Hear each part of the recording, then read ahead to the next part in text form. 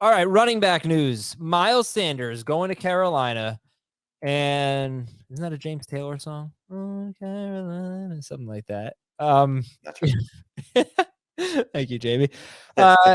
Chat, is that a James Taylor song? There's like a Carolina on my mind song. So that's the biggest running back news today. We also have the Saints signing they're going to sign Jamaal Williams to a 3-year deal with $8 million guaranteed. Minnesota keeping Alexander Mattison. The Patriots signing James Robinson to a 2-year deal, could be worth up to $8 million. So starting with Miles Sanders, give me a round. Where's he going? Is he a 5th round pick? I think that's a good spot for him once we see who the quarterback is. I'll eventually have him. I sunk him today. When I updated my rankings, I'll bring him back up to the range that he was in before this. But I do think that he's in that Isaiah Pacheco, James Conner, Tyler Algier type of range. Round 5, round 6 of a guy that you'll settle for. Good 0 RB target if he's able to, get past that, dead zone-ish range, but. If you build your team a certain way, he's going to get a lot of work. At least that's the expectation. Frank Reich's offense has been very good for running backs. And so hopefully, they paid him with the idea of, being the lead guy. It's just a matter of what they'll do to surround him. So Chuba Hubbard, seems like he's going to be the number 2 guy. But if they don't have a good quarterback, it's going to be tough for him to be very productive.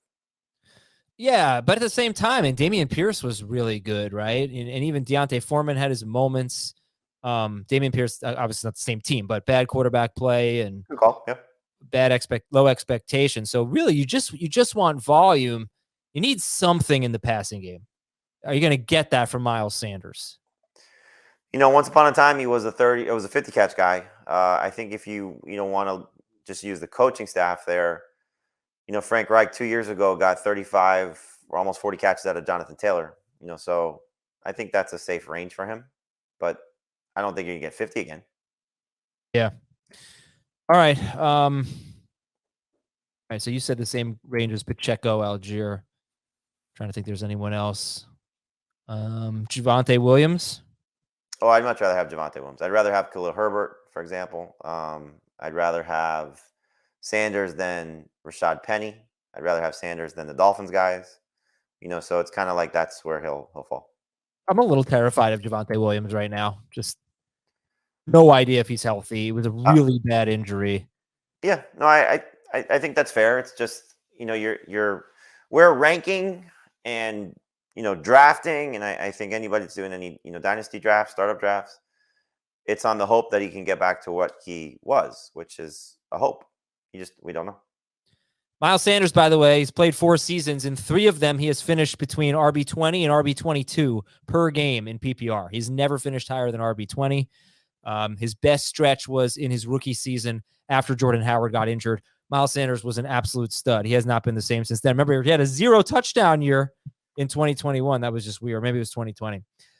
All right. The Cowboys released Ezekiel Elliott. We talked about that for Tony Pollard. We'll see where Zeke ends up. I will honestly, I said it a couple weeks ago, I think. I got to give him a lot of credit. If I looked at all of the goal line carries for Pollard and Zeke was really good. He scored a touchdown on 8 of 11 carries from inside the 1 or inside the 2-yard line. Much better ratio than Pollard.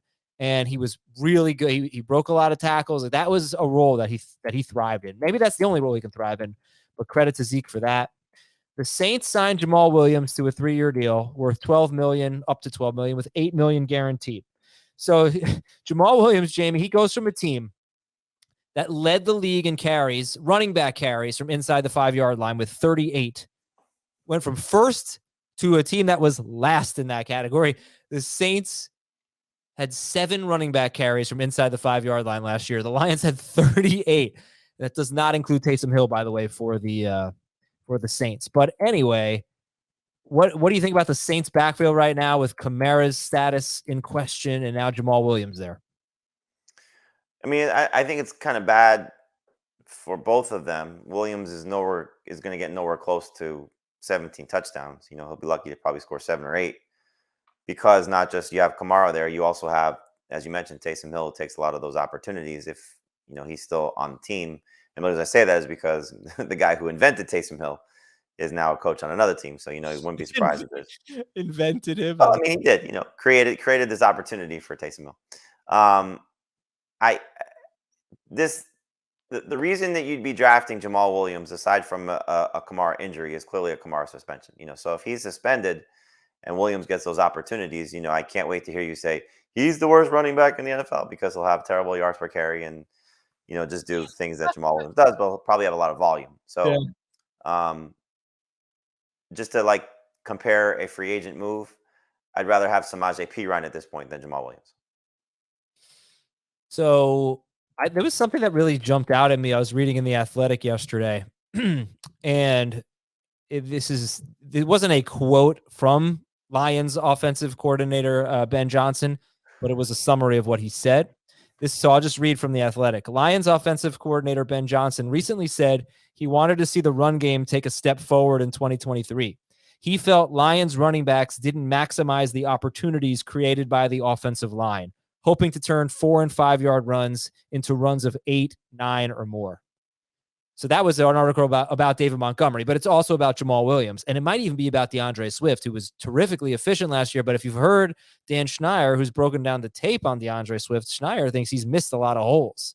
So, I mean, I don't see it, but I don't break down the tape, but it's possible. But I thought that was interesting that, think about that for David Montgomery. If the Lions think that he can take advantage of the blocking and turn those into bigger runs, that's something to think about. But it also, I think, is an indictment on Jamaal Williams.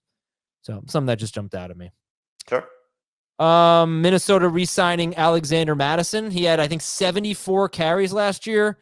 Guess how long his longest rush was? 74 carries. His long was what? 18 yards. 15 yards. Yikes. That's not good. And actually, Dalvin Cook didn't miss any time, but in 4 of the last 6 games that Dalvin Cook has missed, Alexander Mattison has scored 21 or more PPR fantasy points.